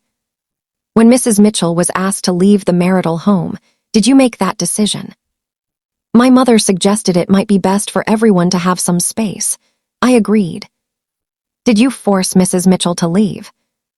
No, I thought it would be temporary, a cooling-off period. Catherine stood. Your Honor, I'd like to submit Exhibit F text messages from Mr. Mitchell to his mother, sent the day before Mrs. Mitchell was evicted. She handed papers to the judge and to Patterson. I watched Daniel's face go pale. The judge read them aloud. Text from Daniel Mitchell to Patricia Mitchell, dated October 10th. I can't do this anymore. I want her gone. Do whatever you have to do. The courtroom was silent. Mr. Mitchell, the judge said coldly, you just testified under oath that your mother suggested the separation and you agreed. This text suggests otherwise. Daniel stammered. I was emotional, I didn't mean. You didn't mean the text you sent, or you didn't mean your testimony. I was confused, Your Honor. The judge looked disgusted. Ms. Morales, cross-examine. Catherine stood, and I saw fire in her eyes. Mr. Mitchell, you stated you weren't ready for a baby. Is that correct? Yes. But you and Mrs. Mitchell had discussed having children throughout your marriage, hadn't you? Yes, but... And you never expressed, until she was already pregnant, that you didn't want a child. I didn't know how I'd feel until it was real. So you let your wife believe you were happy about the pregnancy, let her plan and prepare, and then you abandoned her. I didn't abandon. You cut off her access to money. You allowed her to be removed from her home. You ignored her calls and messages. What would you call that? Daniel didn't answer. Mr. Mitchell, you make $72,000 a year, correct? Yes. And you live in a house with no mortgage payment except the one you've been paying. Correct. Yes. So your expenses are relatively low. Yet you offered Mrs. Mitchell only $1,200 a month in child support. Can you explain why you think that's adequate? My lawyer advised. I'm not asking about your lawyer. I'm asking about you, your child. Do you think $1,200 a month is enough to raise a baby? I don't know. You don't know, yet you're fighting tooth and nail to avoid paying more. Why is that? I'm not trying to avoid anything. I just want what's fair. Fair, interesting word, coming from a man who threw his pregnant wife out on the street. Objection, Patterson shouted. Withdrawn, Catherine said smoothly. No further questions. The trial continued for 2 more days. Patricia was called to testify, and she was a disaster. She was defensive, hostile, and made it abundantly clear that she despised me. At one point, she actually said, "My son deserves better than her." The judge asked, "Better than the mother of his child?" Patricia stammered, but didn't back down. Finally, on the 3rd day, both sides rested. The judge said she'd issue a ruling within a week. Catherine and I walked out of the courthouse together. How do you think it went? I asked. I think we won. You really think so? Sarah, Daniel lied on the stand. Patricia showed her true colors, and we have documentation of everything. The judge saw through all of it. I'd bet my career that we're getting everything we asked for. A week later, the ruling came. Catherine called me, and I could hear the smile in her voice. We won everything. I sat down, dizzy with relief. Tell me. The judge awarded you half the equity in the house, $62,000. She ordered Daniel to pay $2,000 a month in child support, plus half of all medical expenses and childcare costs. She ordered him to continue spousal support for 2 years at $1,500 a month, and she ordered him to pay all of your legal fees. I started crying. All of it. All of it. Sarah, you're going to be okay. You and your baby are going to be just fine. What about the house? He has to buy you out within 90 days, or it gets sold and you split the proceeds. Either way, you get your money. I couldn't speak. I just sobbed into the phone. You did it, Catherine said softly. You fought and you won. That night, I got one final text from Daniel. I hope you're happy. You destroyed my life. I looked at it for a long time. Then I typed a response. No, Daniel, you destroyed your own life. I just made sure you couldn't destroy mine. I hit send. Then I blocked his number. And I finally let myself breathe. The money from the house settlement came through 3 weeks before my due date. $62,000 deposited into my account. I stared at the balance on my phone, and for the first time in almost a year, I felt safe. Actually, truly safe. I paid Catherine the remainder of her fees, even though the court had ordered Daniel to cover them. She tried to refuse, but I insisted. You saved my life, I told her. Let me do this. With the rest of the money, I put a down payment on a small 2-bedroom apartment in a better neighborhood.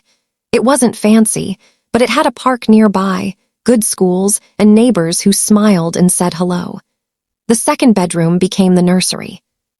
I painted it myself, a soft yellow, just like I'd wanted all along.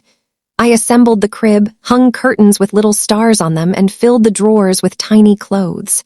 Every single decision was mine. No Patricia, no Daniel, just me and my baby. My mom came to visit 2 weeks before my due date.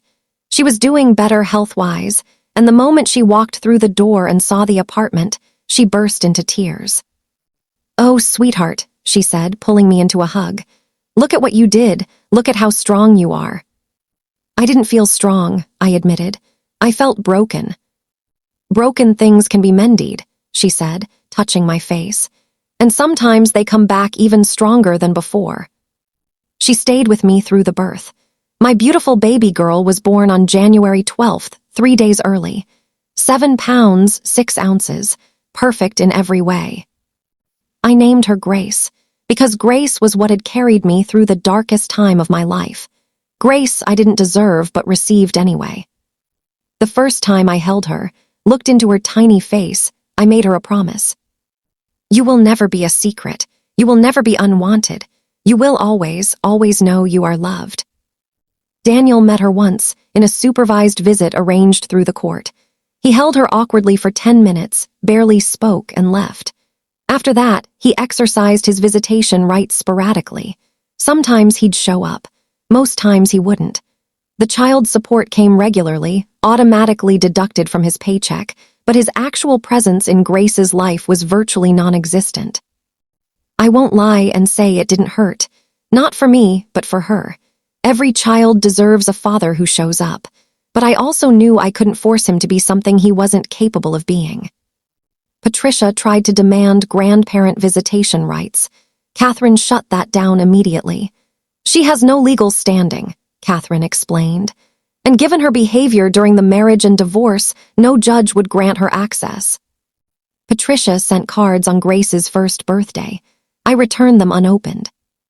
Some people don't deserve second chances. As Grace grew, so did I. I started taking on more freelance clients. My work got better, more confident. I raised my rates. I built a portfolio I was proud of. By the time Grace was 2, I was making more money than I ever had during my marriage. I didn't need Daniel's support anymore, but I took it anyway. Not for me, for Grace. That money went into a college fund, every single penny. By the time she was ready for school, she'd have options, opportunities, freedom. I started therapy, real, deep therapy to process everything I'd been through. The betrayal, the gaslighting, the trauma of being thrown away like I didn't matter. My therapist helped me understand something important. You weren't just fighting for money or assets, she said.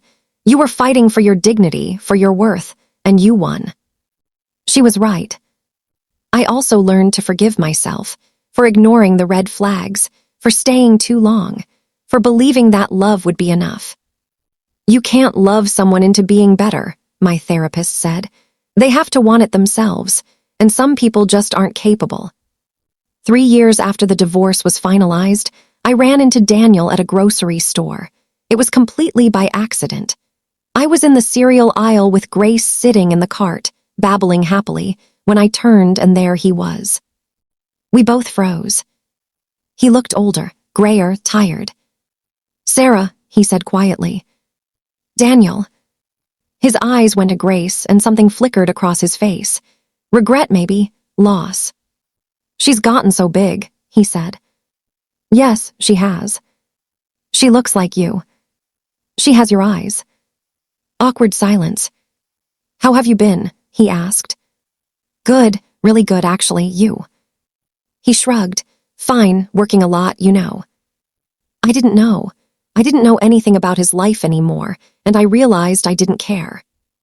I should go, I said. Take care, Daniel. I started to walk away, and he called after me. Sarah, wait. I turned. I'm sorry, he said. For everything, I was weak, I was wrong, and I'm sorry. I looked at him, this man I once loved, and felt nothing. No anger, no pain, nothing. I know you are, I said, but sorry doesn't change what happened. It doesn't give back what you took, it just is. Do you think you'll ever forgive me? I thought about that, really thought about it. I don't know, I said honestly, but I've forgiven myself for believing you were someone you weren't, and that's enough for me. I left him standing there and walked out of the store with my daughter. That night, after I put Grace to bed, I sat on my couch in my apartment, in the life I built from nothing, and I realized something. I was happy. Not perfect, not without struggles, but genuinely, deeply happy. I had my daughter, I had my career, I had my independence, I had my dignity. And I had myself back. The woman I was before Daniel, before Patricia, before all of it, she was gone. But the woman I'd become, she was stronger, wiser, unbreakable. I thought about the girl who'd been thrown out of her home, crying in a cheap motel room, wondering how she'd survive. I wished I could go back and tell her, you're going to make it. You're going to fight, and you're going to win. And one day, you're going to be grateful for all of it, because it's going to make you who you're meant to be. I pulled out my phone and opened my notes app, I started writing, not for anyone else but for me, for Grace, for when she was older, for any woman who might need to hear it. And this is what I wrote. If you're listening to this story, there's a chance you're going through something similar. Maybe you're in a marriage that's breaking you down. Maybe you're being manipulated by someone who's supposed to love you. Maybe you're pregnant and scared and feel like you have nowhere to turn. I want you to know something. You are not alone, and you are stronger than you think. When I was in the thick of it, when I was at my lowest, I couldn't see a way out. I thought I was trapped. I thought I deserved what was happening to me.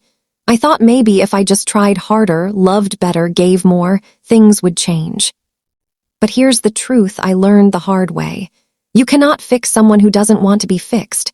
You cannot love someone into respecting you. And you cannot set yourself on fire to keep someone else warm. Daniel was weak. That's not an insult. It's just a fact. He didn't have the strength to stand up to his mother. He didn't have the courage to protect his wife and child. He chose the easy path, the path of least resistance, even though it destroyed everything good in his life. And Patricia, she was cruel, controlling. She saw me as a threat to her relationship with her son, and she systematically worked to remove me. She succeeded for a while, but in the end, she didn't win. Because the relationship she has with Daniel now, it's built on manipulation and guilt. That's not love. That's bondage. I could be bitter about what happened. I could spend the rest of my life angry, resentful, replaying every moment and wishing things were different. But I won't, because that would give them power they don't deserve. Instead, I choose to be grateful. Grateful that I found out who Daniel really was before I wasted more years on him. Grateful that I was forced to find my own strength, my own voice, my own worth. Grateful for Catherine, who fought for me when I couldn't fight for myself. Grateful for my daughter, who gave me a reason to keep going when I wanted to give up. And grateful for the hard lessons I learned. Here's what I want you to take away from my story. First, document everything. If you're in a situation where you think things might go bad, start keeping records now. Texts, emails, bank statements, everything. The more evidence you have, the better protected you are. Second, get a good lawyer. I know legal help is expensive. I know it feels impossible when you don't have money, but there are resources out there. Payment plans, pro bono services, legal aid. Don't try to fight a legal battle alone. You need someone in your corner who knows the system. Third, don't let anyone tell you you're being dramatic or too sensitive or that you're overreacting. Trust your gut. If something feels wrong, it probably is. You don't need permission to protect yourself. Fourth, financial independence matters.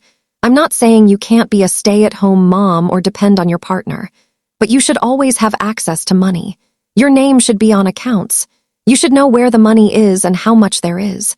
Financial abuse is real, and it's devastating. Fifth, family dynamics matter.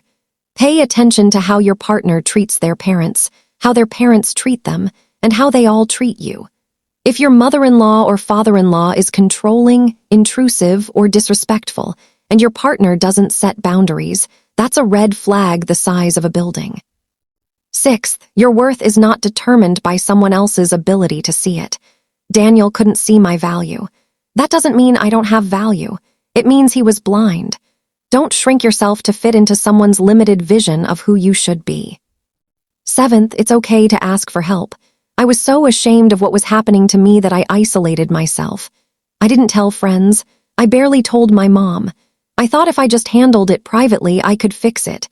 But silence protects abusers. Speaking up protects you. Eighth, revenge isn't about hurting someone.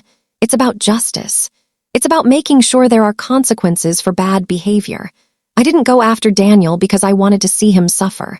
I went after him because I deserved what was legally mine, and so did my daughter. There's nothing wrong with fighting for what you're owed. Ninth, you can rebuild. I know it doesn't feel like it when you're in the middle of the storm, but you can. I did. And I'm not special. I'm not superhuman. I'm just a woman who decided she wasn't going to let her worst moment define her whole life. And finally, 10th, some people will never apologize. Some people will never admit they were wrong. Some people will play the victim even when they're the villain. You can't control that. All you can control is your own healing, your own growth, your own future. Daniel apologized eventually, but it didn't change anything. The apology didn't undo the damage. It didn't give me back the months of fear and pain. It was just words. What mattered was the action I took, the choice I made to fight, the decision to value myself even when no one else did.